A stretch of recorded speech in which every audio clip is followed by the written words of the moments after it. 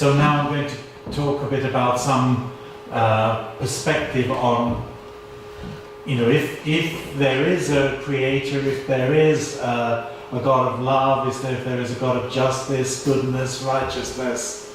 Actually, obviously the world we live in doesn't all reflect that. There are so many tragic, painful, hurtful, bad things going on. So where's all that coming from? This is also a huge theological question in most traditions. And Robin alluded to this in his short presentation about the principle of living for the sake of others. And also our founder talked about the dual purpose principle. It means, of course, each of us has an individual purpose.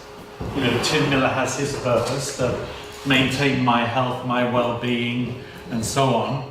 But actually, as well as an individual purpose, you have a larger purpose. So obviously, I have a purpose within my family unit to look after my immediate family. I have a purpose through my work for a charity to look after carers in East Sussex. You have a larger purpose, which you might call a whole purpose. And then the thing is to have the proper relationship between the two and to connect the two together properly. So that you recognize, we were talking about the huge potential humanity has today because of scientific advancement. But the tendency there is for some people to make short-term economic gain out of inventions and economic, and scientific and technological advancement, try and make a load of money out of it without any moral frame in which they're doing that. But of course, in the end, that will also be economically destructive. Because if you're doing something which only benefits you and damages everybody else, in the end, you too will be destroyed by it, for sure.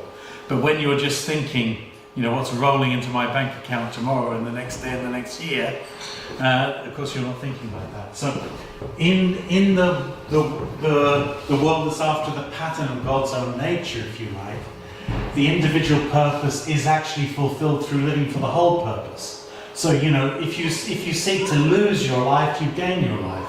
If you give yourself to someone else, you don't lose yourself, you actually multiply your value, you realize your value. That's actually true, but in our very short-term, selfish way of thinking, sometimes we're thinking, how can I take things from others for myself? But actually, ultimately, that's destructive. So living for the sake of others, that's the pair system, the dual purpose system, making sure I fulfill my own potential through living for the sake of others. And then not only will the individual live for the sake of the whole, but actually you create a whole which has much more to offer back to the individual. So if we conduct ourselves in a way of giving to others, we will increase what can be shared. We will, this economic idea of you have a pie and you have to divide the pie up and give so much to this person, that person, the other person. But the real thing that makes the step change is when you make a bigger pie. So, if we live more altruistically, if we give more of ourselves for the benefit of the whole, we're going to end up with a hugely larger pie. And we can increase everybody's well-being. So this is the way ideally it works. This is the way, in a sense, that nature operates. But actually what we find many times is that the reality we're facing isn't like that. And there's so many different tragic examples of conflict and selfishness and unawareness of others and, destruction and damage as the result of that. And this is just looking at sort of almost physical conflict, domestic violence, crime, sort of gang warfare, if you like, civil war. This is, I think, a picture from the American Civil War or something, and then global intercultural, interreligious, inter-ethnic conflict. So there's all sorts of different levels of conflict, and there's all sorts of unhappy things on many, many, many different levels. There's, all sorts of things associated with economic corruption or with destruction of the environment, or so many different spheres of this. But how come that's the way it is? What makes it like that? Well, effectively, in terms of the human component, and the human component is obviously extraordinarily important when we're looking at this, what we're getting is people who are living consciously or unconsciously centered on themselves rather than for a higher purpose, rather than for, God and others, who are looking at everything, it should be existing for my benefit, but by thinking everything should be existing for my benefit, instead of multiplying the value of the whole, they're actually diminishing the value of the whole. So that's our huge struggle. And it's not other people's struggle, I'm a good guy, it's not my struggle. It's actually everybody's struggle. And in a sense, the more elevated your consciousness is, so if we had, a room full of people from a particular religious denomination, let's say a room full of Christians, and we asked everybody who's a saint, please put your hand up. If anybody put their hand up, they're almost certainly not a saint. Because the more elevated your awareness is, the more you realize your own shortcomings. The less elevated your awareness is, the less sensitive you are to your own shortcomings. So,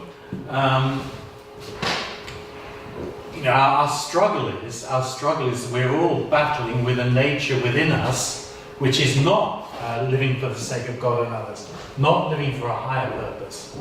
So if we look again at some religious texts, and again there's many more that we could point to from Sikhism, whoever proclaims himself good, know that good approaches him not. So if you say, I'm great, I'm righteous, I'm saint, I'm holy, I'm wonderful, almost certainly you are not. Or, this is from Hinduism, the mind is twofold, the pure and also the impure. Or from Native American religion. These are all from this world scripture book, all these quotations. And you can find them because they're categorized under different sections. So from Native American religion, every person has both a bad heart and a good heart.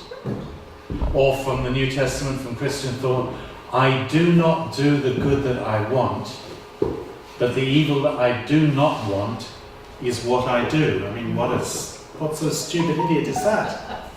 Who doesn't do the good things they want to do, but does the bad things they don't want to do. What sort of idiot is that? That idiot is most of us. Most of us, because we end up, betraying our sincere commitments, undermining our moral code, not behaving according to it. It's so common. It's predominant. That's reality.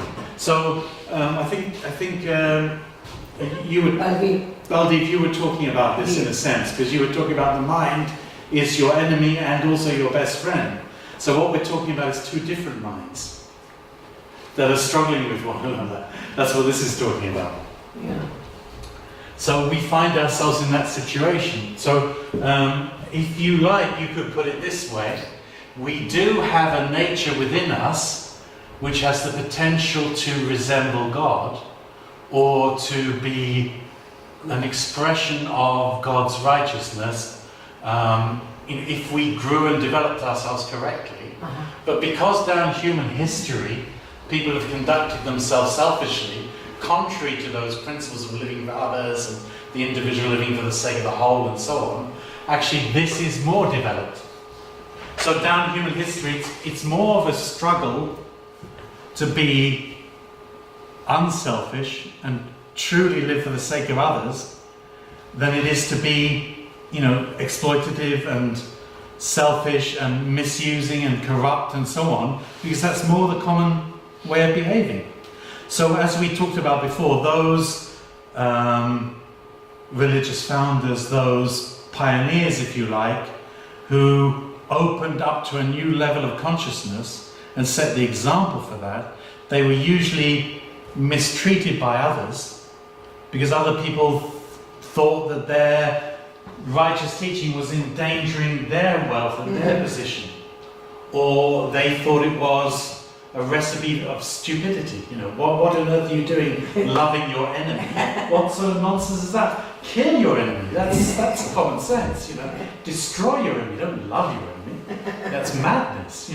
So you can understand this sort of point. So we have generally speaking, of humanity at large and human conduct at large, we have an ill-developed godly nature or Buddha nature or whatever you want to call it, and a more developed and more exercised, more practiced selfish nature. Or to put it another way, and this is going back to some of the things we talked about before. Let me put it all up. We have a responsibility for what we become. It isn't just the Creator's responsibility. So, of course, we are under influence. We are not living in a vacuum. So we were talking about if you live in a good community where people are practicing in a good way, it exerts a very good influence upon you. If you live in a corrupt community, or there's influences coming to you that are tempting you to go in very self-centered directions, we are surrounded, aren't we, by temptation all the time. The whole world of advertising and whole things that are being promoted to us, access to, pornography is, your 7-year-old son can get on his mobile and bring up, horrible pictures of crazy conduct. So we come under different influences, but if you, as you grow and develop, having been nurtured and cared for and protected initially by your parents and your elders and so on, and then pointed in the right direction, if then you make your own choices and you think good thoughts and do good deeds, then you develop that aspect of your mind, your character, your practice, your substance as a human being. But if you allow yourself to be more influenced by very self-centered, very immoral, very exploitative types of thoughts, and you actually put them into action, then you create an energy which develops you into the substance of that. Not just bad thoughts, but actually bad conduct, which turns you into a bad person. So, and what's the nature of the two? In a sense, maybe you can catch the meaning of this. These are more connected to the eternal or the spiritual aspect, whereas these are more connected to the material or the immediate aspect. So if you think about most corrupt ways of thinking, they're to do with the type of greed or lust that's looking for immediate self-gratification. Whereas the things that we associate with righteousness are often delaying gratification for the sake of a higher purpose. So you offer and sacrifice yourself to create a better future, to create something better for other people, but in order to do that, you're delaying your immediate self-gratification, as it were. And of course, this is very, very influenced and impacted by things like your childhood and your upbringing. Because if you were loved and you developed an attachment and a sense of security, you're not going out there looking all the time for how to grab something to fill the void that is within you. But if you lack those things, then actually you're looking to get love that you haven't got. And you're very vulnerable to everybody who's saying this will make you happy because you're not happy. Yes. Or this will fill your void because you're not. And then what are very nasty people doing? They're always playing on other people's susceptibilities to say to them, this is going to be something good and nice for you, but actually they don't want to do anything good and nice for you. They want to exploit you and destroy you and throw you away, and they don't give a damn about you. Do you know this sort of thing?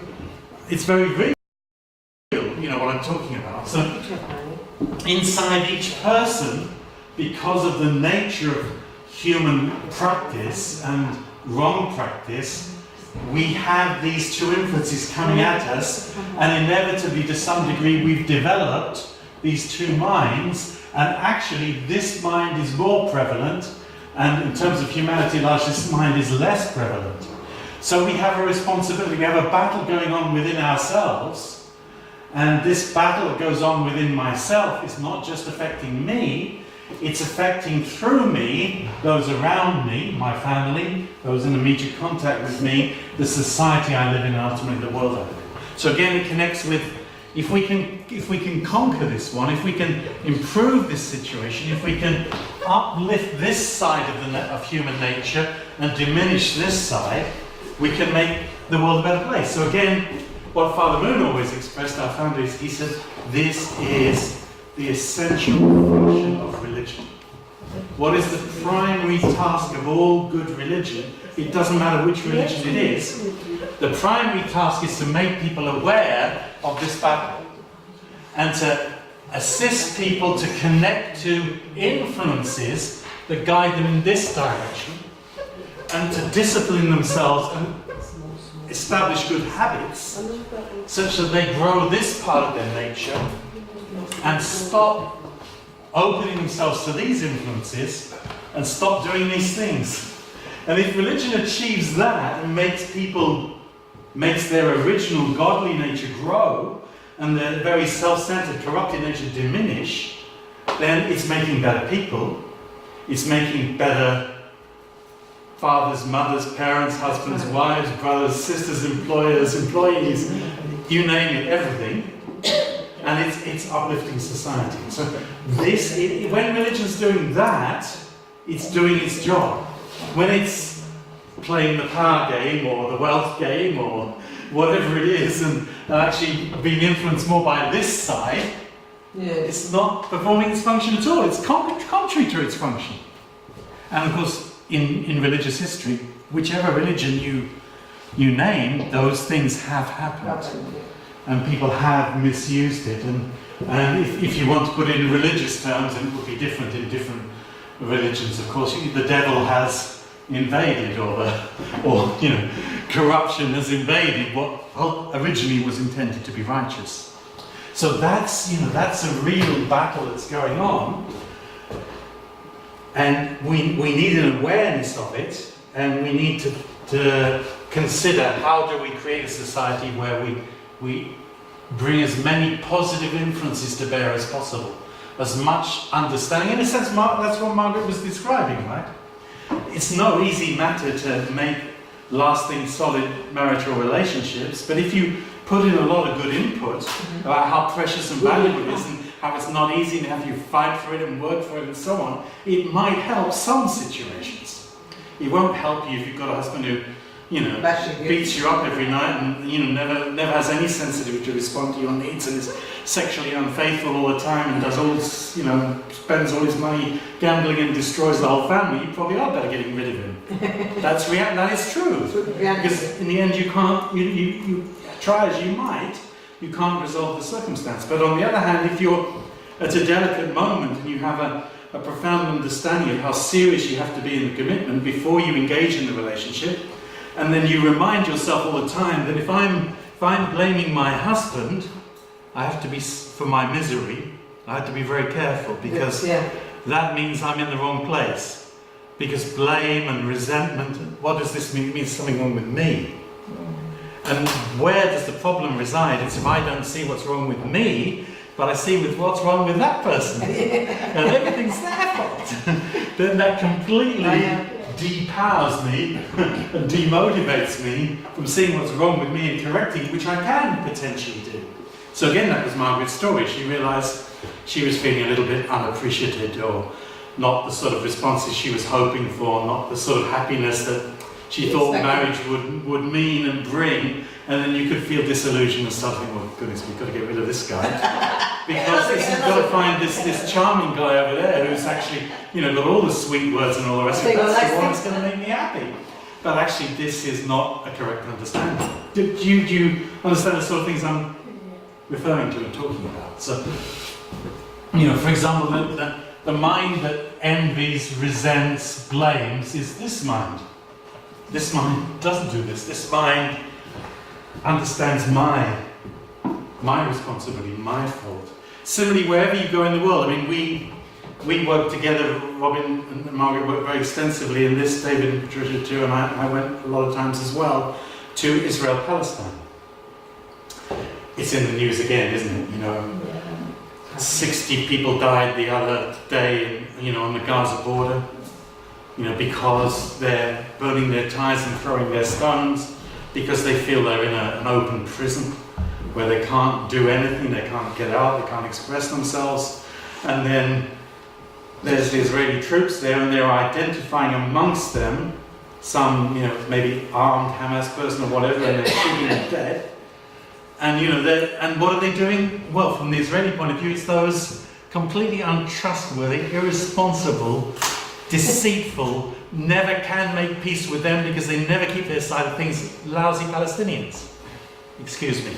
And then for the Palestinian side, it's those arrogant, wealthy Jews who are doing to us what was done to them that they're always complaining about. Yes. Do you understand what I mean? There's these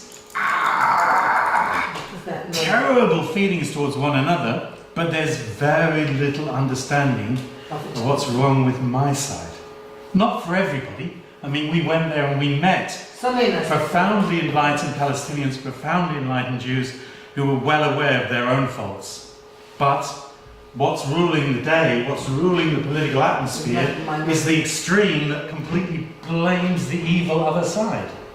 But if you don't have any insight to what you're doing wrong, how can you make peace? You can't make peace, because peace is in the hand of my enemy, who is corrupt and evil and selfish and terrible. So what can I do? I can only kill him. You know, I can only try and resist. I can only, if I don't have a big as weapon as he's got, I just put the bombs on me and blow myself up and blow him up at the same time, and that's expressing my resentment, and at least he can't overpower me in that. Do you understand this type of feeling? I mean, it's an understandable feeling in a way. We can all empathize with that, because actually we also have the nature to resent and to blame and to, well, we have that nature. It's part of human history. But actually that nature will not help us to escape the circumstance, not help us to get out of it. So I'm going to refer to some things which will not be in everybody's religious tradition. So excuse me for this.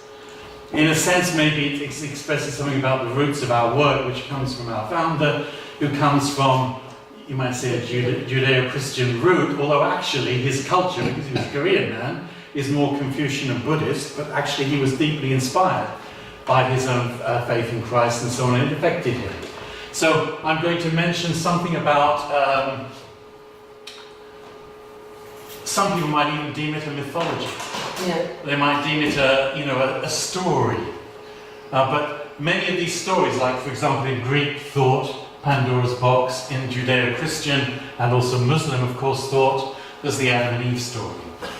There would be more things, and you will probably know in your own traditions and cultures how there were some scriptural stories or some allegorical stories which give insight into the human condition. So, but I'm going to talk particularly more about this one, the Judeo-Christian Muslim story, which is there in the Old Testament of the Bible, so it's meaningful to Jews and Christians, and also it's in the Quran in detail as well, which gives some insight into what this is all about. But obviously, as a story in its own right, if you took it logically, it doesn't really provide much insight through. I don't know how many of you are aware of this story. Some of you will be, I know, some of you might not be so much.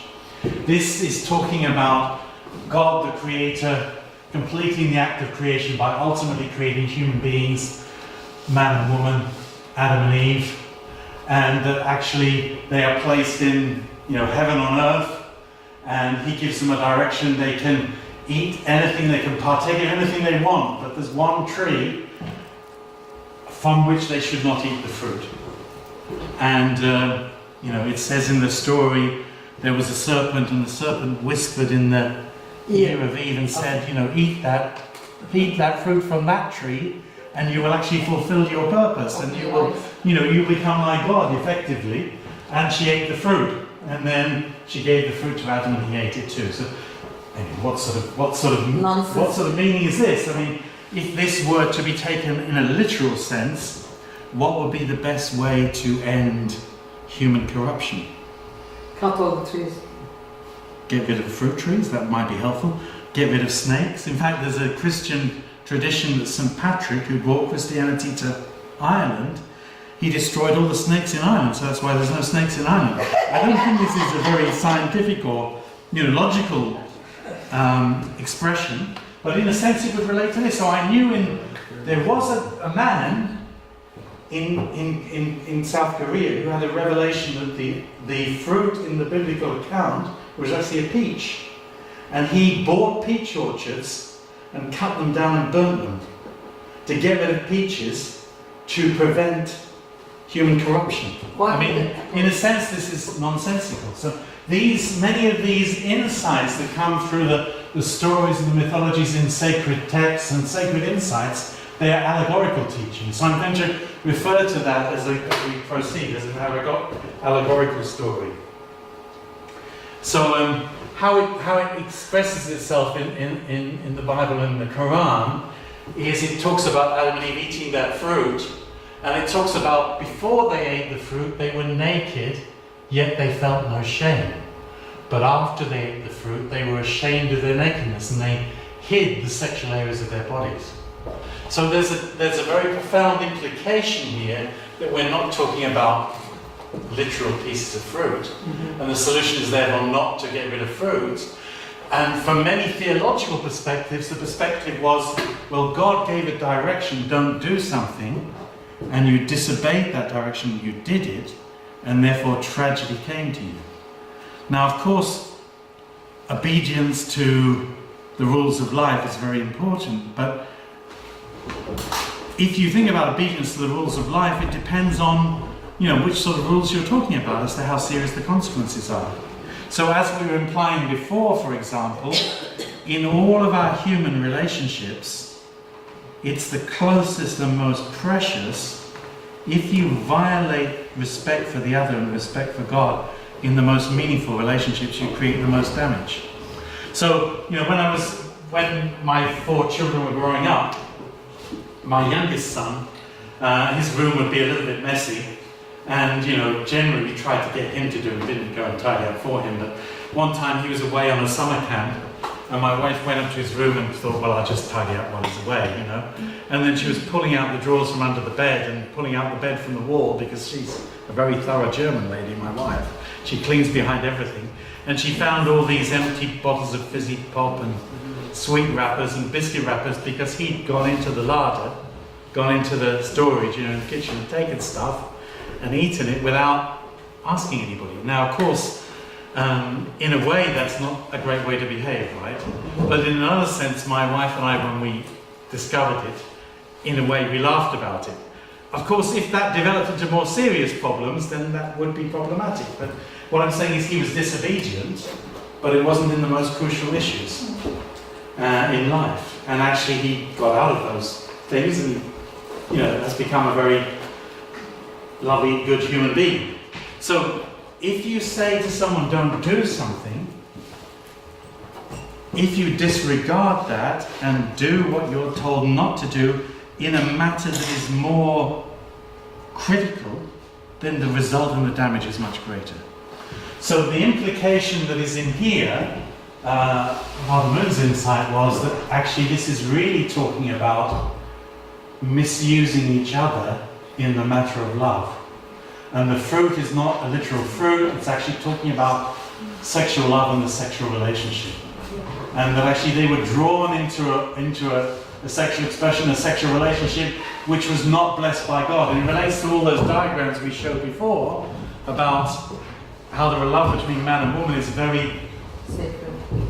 holy thing, in which how you conduct yourself in that relationship will be absolutely critical, because it will dramatically affect whether you're able to fulfill God's hope for you, and dramatically affect whether you're able to fulfill your own purpose and the meaning of your life, and make your own family and create a better future. So it's profoundly significant. Then, amongst their children, the eldest son ends up murdering the middle son, his younger brother. So this is the archetypal original family, as this scriptural story is talking about, is not a particularly successful one, obviously. So I'm going to sort of refer back to this type of content as I talk through. So the first thing I want to mention is that in all the great faith traditions, there's a very strong understanding that selfishness and immorality and careless conduct and disrespectfully treating others and being unfaithful and betraying those who are closest and dearest to you is extraordinarily damaging when it comes to the matter of sexual morality. So, from Hinduism, it's better to die than to indulge in partaking of forbidden lustful pleasure. From Buddhism, the man who goes to the wife of another digs up the very roots of life. From the Quran, do not come near adultery, for it's a shameful deed and evil, opening the road to other evils. And from Christianity, Paul's letter to the Corinthians, flee from sexual immorality. He who sins sexually sins against his own body. So, very, very strong guidance about not making mistakes in this area. Now, as I was mentioning, in our supposedly liberated society, in many of these matters we don't feel the same moral influence that maybe is there traditionally in religious wisdom. And more and more we are treating these things very casually. But actually what this is implying is this is not something to be treated casually. This is something to be commitment to one another in lasting love relationships is something you really have to prepare for, and you don't prepare for commitment by behaving without commitment. Do you understand what I mean? Some people's concept is, if I have loads of physical sexual relationships with lots of different people, I'll be better at it. And then when I decide to stick with one person, I'll be able to be a better lover. But actually what you're seeking to learn, or the most important quality you're looking in of a husband and wife, is not just their, of course, sexual prowess is maybe not a bad thing, but what you're looking for is the capacity to make a promise, to keep a promise, and conduct yourself with integrity, and to respect the other person, not use the other person for your pleasure without caring about them. So these are very, very strong understandings which are there, regardless of the fact that I've drawn on an insight that comes from a biblical story. The understanding is there in all the great traditions that this is a very serious matter. So, what is the root cause of conflict then? I want to suggest something like this. Essentially, the first problem that emerges is when there's a disconnect between my good mind, or my conscience, you might say, or my righteous nature, when that becomes disconnected from moral understanding, or you might say on a more profound level from God, or you might say from a real meaningful grasp of wisdom or religious understanding or whatever. So, just as it's crucially important to provide good influence to young people and good guidance and good example and good moral teaching, and to influence their minds to think about living for the higher purpose, living for God, living for other people, if you disconnect yourself from those influences, then what tends to happen is your body and its needs and its desires for immediate gratification centering on myself and my self-centered purpose tends to dominate your mind. In other words, you don't follow the moral teaching, you follow your lust or your greed or your immediate, more material, bodily centered desires, and you can't control them. So, when we hear about powerful people who misuse weak people, financially, corruptly, drugs, and also sexually, for example, we are still shocked. And particularly, for example, we're shocked, there's not so many things sexually now that shock us in our society, but the thing that continues to shock us is paedophilia, isn't it? Everybody's shocked by that. It's when an adult wins the affection and the trust of a child, not to actually do good to them, not actually to make them happy, but actually just to win their confidence, so just to exploit them. And through that exploitation, abuse them, and through abusing them, diminish them and destroy them, such that their whole life is immensely damaged by that. So you've probably seen all the news items about these kids playing football who were, sexually abused by their football trainer and coach who was a national reputation, or these kids misused by clergy, who they trusted and looked up to, who ended up sexually abusing the kids under their influence and care. I mean, these things are frightening things. But the reality is, if you lose this connection, or if you get a blind spot in this connection, that means you can't see yourself and what you're doing, you end up in a situation where your immediate self-centered physical desires overpower your morality and your conscience and lead you to do something, and then of course you're seeking to justify what you've done, and you end up using your intelligence, not just your intellectual intelligence, but your emotional intelligence, to actually trick, deceive, and pull somebody so that you can just use them as you please and throw them away, because you have no commitment or anything towards them whatsoever. So this is the type of... So, if you think about it, if we want to uplift our society, we need to enhance the conscience. We need to enhance people's awareness, their ability to reflect on their own conduct, their ability to understand about their own fault, their ability to analyze their own feelings and motivations, their ability to see what is their wrongdoing towards another. If this is blinded or diminished or reduced or isn't functioning well, then we will always be led by our more immediate self-centered desires, and they will overpower our moral sense, which has become weak or diminished. So separation from God, or separation or weakening of conscience, or righteous mind, is the first point. And then on the basis of that, then we end up doing things that are just immediately gratifying or appealing to our more base self-centered desires. And then of course the next consequence is clear, because if you've got an individual who's in that situation, then of course that's going to impact all their relationships. So again, you've probably heard, in terms of sexual abuse, you've probably heard of grooming. Did you hear this expression, grooming?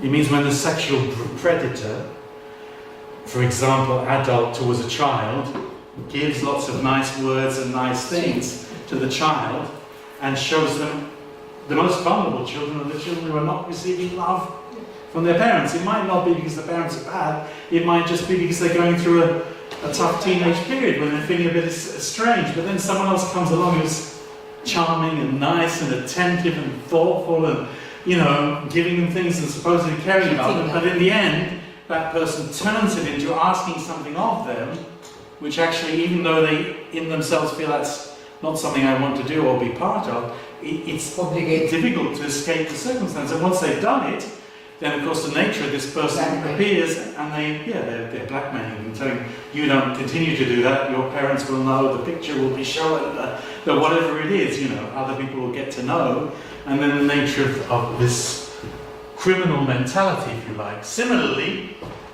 when you choose your husband or your wife, of course you're looking for somebody with integrity. You're looking for someone who doesn't just say nice things to you about how they're going to be and how they're going to love you and what many wonderful things they're going to make together, but is actually able to deliver on their promises. So you're looking for someone with integrity. But if you remove integrity and the ability to control myself, then actually you end up with someone who can't control themselves. And even though they might, please God, all the best to Harry and Meghan, and God forbid that it should be so in any way whatsoever, I'm confident they're both very sincere in making their promises now, but inevitably, as with any other couple, the future will be, are they able to uphold their promises? That will be critically important. So, if you undermine yourself on the individual level, then actually, of course, it becomes very difficult to properly fulfill your role of love or responsibility towards others. And then if it's affecting husband and wife, of course, it's also affecting children. It's affecting brother to brother, sister to sister, brother to sister, all sorts of different levels. So, in families, we see so many painful things, because the family relationship is the closest relationship. It's the one in which you can be hurt the most, and because of our failings and difficulties to maintain just the good conduct, we end up, betraying and hurting each other many, many, many times. So, if you put it into the context of what we were talking about before, so I've been talking in a sense about mind and body, but if you put it into the male-female context, if this relationship is not rooted in a desire to lead a life that's pleasing to God and where you live for the sake of the other, but rather there's a vulnerability that if you start to feel not happy, you marry to get happy, don't you? Yeah. You marry to get happy, and you'll find out you're not happy. What's the best thing to do is better get rid of that because it's not making me happy. And actually, of course, you don't marry to get happy. Primarily, hopefully, you marry in one level to make God happy or make a contribution to a happy society, and you marry to make the other person happy. And then if you're not feeling happy, you ponder on what you could do to make things happier. Because if you just ponder on what the other person could do, then of course you're at the mercy of an impossible circumstance. Now, of course, these are all easy things for Tim Miller to say. And they're not easy things to practice, they're not easy things to work out, they're not easy things to make work. And maybe I've been relatively fortunate, so I'm still together with my wife, although there were difficult moments and difficult experiences. And even now, probably I'm still a lot less romantic than would ideally be required. But whatever it is, or she's something for me. But we, because we had a very strong understanding, it helped us a lot to find our way through all those things, and we profoundly appreciate one another. And we managed to get through those things. But if you put, someone who's seeking fulfillment to fill up all their unfulfillment, all their emptiness, because they didn't receive what they should have received, then actually they're looking for love they didn't get from each other, and then of course it's very difficult to, fulfill God's expectation, because actually the purpose that underlies their interaction is more centered on themselves than centered on God or higher purpose or the other person. And then of course this makes an impact, because the place they meet each other is not passing down ideally again, it's very easy to be critical, in a sense, inevitably all of us are suffering from this on one level or other. That's reality. But it has a huge impact. So as I was expressing before, if religion can lift up, if philosophy can lift up the mind and the heart and the conduct of this person and make them more true, more able to control themselves, more able to live to a moral standard, more able to make commitments to each other which they maintain, then this will surely impact their children and the society in which they live in a very positive way. So it's absolutely something we need to do. So if you like, a false motivation or false love is turning people into less than they should be as parents, and creating something out of that, something produced from that that's receiving less love than it ought to, and it's creating a tradition of, to some degree, not completely of course, but to some degree, some level of exploitation or self-centeredness or whatever, which is having an impact. Reality is we're all, we're all in the battle between our evil mind and our godly mind, if you like, or our good mind. So, if we have an awareness and a consciousness in that, it's good. So this tends to also multiply itself. So, if you're coming from such an environment, then of course this is influencing your ability in turn, because you didn't get the right things in your own family, your own upbringing, or the right experiences of love. It's impacting you in your capacity to pass these things, or you in your neediness, or your difficulty in loving and so on. That's impacting the next generation. And that's impacting then, of course, the fact that people are substituting love for things, and they're trying to gain great wealth or great position or great knowledge, not for what they can do for God and other people, but to fill their own lack of value or their own emptiness or whatever, by demonstrating their value by being very clever or being very rich or being very powerful or whatever it is. It becomes a substitute for something that shouldn't be a substitute for. And then this whole situation is multiplying. So what we're trying to get at is a profound understanding of where the roots of the problem lie. How are we doing? Okay, so now I've got to talk about how to sort it all out. Yes, quickly. So, how do you restore peace and happiness? That's the next question. How do you strengthen the heart and the conscience? And how do you turn bad into good by behaving well towards your enemies, such that your enemies change and become more like you, people of goodness? Interesting statement from the constitution of the UN body that's known as UNESCO. It's the body to which actually UPF is affiliated. Since wars begin in the minds of men, it is in the minds of men that the defence of peace is constructed. Absolutely. So, we need to change our minds. We need to change our hearts. We need to change our motivation. We need to have more insight. Or as the second UN Secretary General, Dag Hammarskjöld, a spiritual man, said, "I see no hope for permanent world peace. We've tried and failed miserably. Unless the world has a spiritual rebirth, civilization is doomed." Now let's hope that's not true, but we understand his insight. So he understood that although you can make economic and political agreements, in the end you have to change the hearts of human beings through the difference that moral and spiritual and religious teaching can make. So there are many institutions, all institutions are led by human beings. They may be built on noble ideals like the United Nations or UNESCO or the Bill of Human Rights or whatever it is, but they're influenced by the values and integrity of those who make the decisions.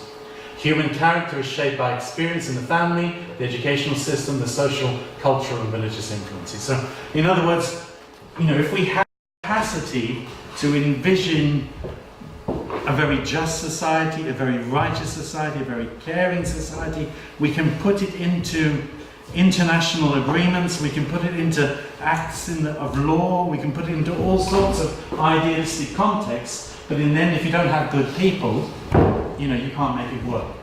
So the human factor is critically important.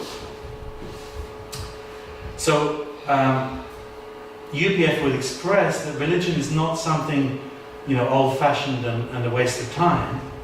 It's actually plays a critical role because it can help to bring about this change. Again, religion can't solve all the world's difficulties by itself. We need the political, we need the economic, we need the social, we need the technological, we need the scientific. It all needs to work together. But this is a critical and central role. And that's where religion is playing its proper purpose. What is its proper purpose? It is to encourage attitudes which are righteous, moral, godly, where true religion is being practiced, and it doesn't matter which religion it is encouraging humility in front of God. It's encouraging respect for others, like parents or husband and wife, in other words, marital fidelity, loyalty to other people, an attitude of public service. It's encouraging people who are better off to give from their wealth towards people who are in less fortunate positions than themselves. It's encouraging people to discipline themselves, to learn to sacrifice, to control their own physical desires, not to be led astray by their sexual desire or their desire for material wealth or being overcome by power so that you start using your power to exploit and misuse and coerce other people. It's teaching people to show restraint, patience, forgiveness. So if you're mistreated, you don't do back to someone else what they did to you. You actually, seek to return bad things with good things. To love others, to live for the sake of others, to do to others what you would have them do to you. The golden rule, which is found in all the great religious teachings. Or even to love not only your neighbour, but even to love your enemy. And this is critical, because if we live in a society where human conduct is, resentful and blaming and jealous and exploitative, how on earth are you going to change it? Well, the responsibility for change actually resides with the people who are in a better moral and spiritual state. But what often happens in the world of religion is, I'm a good religious person. I don't abuse and exploit and misuse others, but you do. So you're the one who's to blame, and I'm the one who's righteous. You're the one who should be punished and eliminated. And if you don't have the capacity to become like me, then that's your problem. And you're the source of all the problems. But actually the correct attitude for the person who's really close to God is, if someone else is not able to conduct themselves to the standard that God would wish, it's your responsibility as the person who has the religious understanding and the moral insight to actually show the other person a better way and to uphold your standard in the face of the other person's bad conduct. So if you've cheated me, and I deem myself to be a more righteous person, but my way of resolving it is I cheat you more than you cheated me, or I punish and destroy you because you've behaved incorrectly, in the end you're not going to solve the circumstance. So the responsibility for positive change resides with the people who have more moral insight, who have, had the benefit of maybe more love, more good influences and so on. They are holding the responsibility. So I'm going to have to sort of abbreviate a little bit what I wanted to express. If you think about it, if something's gone wrong, how do you change it? So for example, if as a husband, your original position is you've made a sincere promise to your wife and you are a person of integrity and honesty, and then one day you lose that position because you do something which is completely contrary to all your promises. Like, for example, you commit a sexual infidelity, for example. How on earth can you ever recover your position of being an honest person? What would be the course of action? Well, of course, the obvious course of action is you keep it a secret, you don't tell anybody, and the last person you ever tell is your wife. And then all will be well. But actually all will not be well, because your conscience, going against your own integrity will undermine the relationship, and in the end it will emerge. So actually the source of conduct which puts it right, in order to recover your honesty or your integrity, is you actually have to find the right way and the right moment and build the right foundation to actually express to that person what you've done. And of course that will create a huge impact, but then how do you recover that? You have to go through the very tortuous course of regaining the trust and the confidence of that person. And usually in terms of religious practice, this is involved also in, first of all, recognizing my fault. So someone might well say, well, why was I sexually unfaithful? Because my wife's not very nice to me at the moment.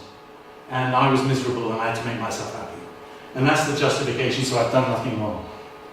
This is ordinary mentality, do you understand? But this is that sort of mind that will never recover the situation. So, what is the way to recover something that integrity or righteousness or moral position or whatever you want to call it that's been lost? There needs to be a payment of what you might call indemnity. It means a payment to recover what's lost. And simply speaking, it's very straightforward in a way. This means you make a very sincere effort to reverse or restore your lost status. So if you've been dishonest, then you have to restore it through honesty. And you have to make the right foundation in which to be honest, and then you have to make the effort subsequent to your honesty to recover the trust of the other person. So it's taking responsibility by undertaking actions that correct your weakness, your misconduct, or your bad habit. So this is the only way, and this doesn't even just refer to individuals, it may even refer to classes or nations or races who've misconducted themselves. They have to recognize their misconduct and they have to take a course of action. They have to, in a sense, become aware of their own misconduct and then take a course of action to put it right. So if you put it into this religious context, it's a two-step process. The first step in the process is to become aware of your own fault. And what is that? That's a fault, in a sense, between you and righteousness, between you and a true way to conduct yourself and the moral standard, or if you like, between you and God. So the first thing is to come to a position of recognition of your misconduct and your fault. And this generally comes through the ability to reflect on yourself. And it's connected in religious practice to prayer, to meditation, and then as some sort of course of action to apologize to God or to apologize to that moral standard and make some sort of a way of expressing your sincere apology and enlighten yourself with a higher understanding. So there are all sorts of, methodologies, material offerings, giving to the poor, study of the scripture, maintaining a period of celibacy to restore your sexual lack of integrity, separating from material things, submitting to someone else who will guide you towards God and not encourage you to be self-indulgent and selfish in your conduct that lead you in a different direction. So the first step to recovering the situation, the first thing that's lost is the relationship between your conscience and the moral standard or God or righteousness. So this is the first step to restoring things. If you don't fulfill this step, you can't do the next one. What is the next one? The next one is to put yourself right in terms of your relationship with others. So as it says in the Quran, let evil be rewarded by like evil, but he who forgives and seeks reconciliation shall be rewarded by God. God does not love the wrongdoer, but true constancy lies in forgiveness and patient forbearance. Or in a Christian New Testament, if you're offering your gift at the altar, and there you remember that your brother has something against you, leave your gift there before the altar and go. First be reconciled to your brother, and then come and offer your gift to God. Or in Sikhism, where there is forgiveness, there is God himself. So, the first thing is to recognize your own fault and truly take responsibility for it and build that heart of wanting, having the motivation to take responsibility for and undo what you did wrong, your wrong heart, your wrong attitude, your wrong conduct, and then sort it out between yourselves and other people. So who are the other people? So Margaret was describing her relationship with her husband Said, and that she realised, although she was feeling a bit lonely or not well treated or not sufficient attention or whatever it was, she realised actually it was her failure. And then she changed herself, and that changed the circumstance. So sometimes you can restore the things with the person that you mistreated or thought about in the wrong way. Sometimes, as you were talking about, Jonathan, actually try as you might, you can't do it with the person who you thought about wrongly or you mistreated or whatever, because in the end the whole thing splits asunder. It's not in your hands alone. But sometimes you can do it then with somebody else in place of that person, and then you can recover your integrity in another relationship through which you're undoing and correcting the relationship which you messed up. That's also possible. Okay, so I should be coming to a close now. So, in a sense, two-step process. Connect yourself to the higher values and to the Word of God, and to restore your own integrity and become aware of how you should be conducting yourself in your own fault. And then, second step, restore your relationships with others. So this can be applied to religious life, and I'm going to skip these things. They're insightful, but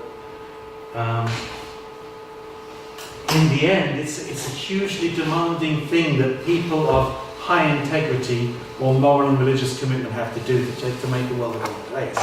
The responsibility to make the world a better place is not with the people who have a poor understanding and misconduct themselves. The responsibility is with the people who have a more profound understanding. And what that inevitably leads those people to have to do is they have to put themselves in a vulnerable place where they actually receive ill treatment, and instead of multiplying that ill treatment by behaving back to people in the way that they've been mistreated, they actually absorb the mistreatment and give back to the ones who are mistreating them a level of love which is corresponding to God's love. So I worked for a few years supporting foster parents to look after children who came from backgrounds where they were physically, emotionally, sexually, mentally abused. And I worked for when I was doing my training as a social worker, I worked in a therapeutic community. There were 12 children, all under the age of 12, and they all came from such backgrounds. And when I first went to visit that institution, the children looked delightful. And, they came, and one little boy shared his coin collection with me and showed it, and there's this lovely little girl. And then I went to work there as a work placement. And then all the rage and all the, anger and all the difficult feelings that these kids had because of their very difficult backgrounds was expressed towards the staff, including myself. So, little boys kicking and screaming and fighting and biting and swearing and, smashing chairs against windows, and all sorts of things were going on. And why were those things going on? You might think those were directed towards you. but those were not directed towards you. They were the consequence of the way those children were being mistreated by others. So one little boy had a huge fixation about when he went to the toilet wiping his bottom. And it had to be absolutely clean to the point that he would mess around with his bottom so it would bleed. And what's that to do with? That was to do with some of the abuse that he suffered as a child. So how do you recover those things? You don't recover those things by taking the way you're being treated as something that's against you. You recover them. That's what foster parents or staff in those institutions have to do. You have to return love, care, concern, patience, forgiveness, forbearance, all those sorts of qualities to the other person, such that you regain an attachment and a sense of security, so that that very abused and damaged child doesn't continue to behave in that way. Because if they do, they will do that to other people in their future life. But if you can recover it, they will not. Or they will have a chance not to. So, such is the mechanism. So, ultimately, love has to go beyond just being nice to people who are nice to you. It has to go to the point of actually getting rid of enmity. Or this is the quote that Robin used earlier. We never get rid of an enemy by meeting hate with hate. We get rid of an enemy by getting rid of enmity.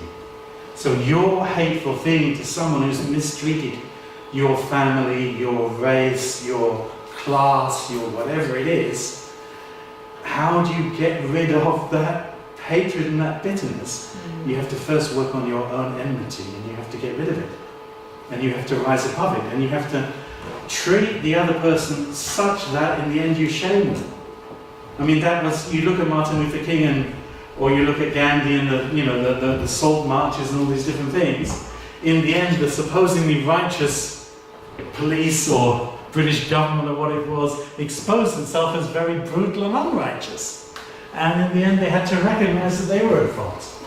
And then, we get a bit more civil rights, or we get a bit more comprehension or understanding. Or as our founder expressed, Jesus didn't condemn any of his enemies. His power was the power of love. So ultimately, righteous people have to take responsibility, not just to point the finger and blame other people, but actually through the giving of love, they have to help other people to come out of their unloved circumstance and lift up their own integrity and their own moral standard. Mahatma Gandhi. When I despair, I remember that all through history, the ways of truth and love have always won. So in many difficult times he passed through, and he told himself that in the end, love will win. In the end, truth will win. In the end, the standard of God will win out. So, sorry that was quite compressed and rapid, but I hope you got something which will, and it doesn't belong to some sort of UPF religion or some sort of particular denomination or something. These are truths which are present in all the great religious and philosophical traditions. And they're very, very practical and real. How to make the world a better place. Good people have to maintain their goodness in the face of things that aren't good, to such a point that they turn people who have a lesser standard and uplift that standard, and consequently uplift society.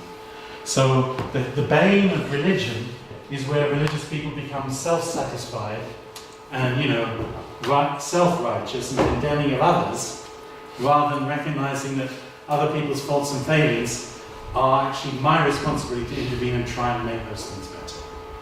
And that's a very tough and difficult thing to do.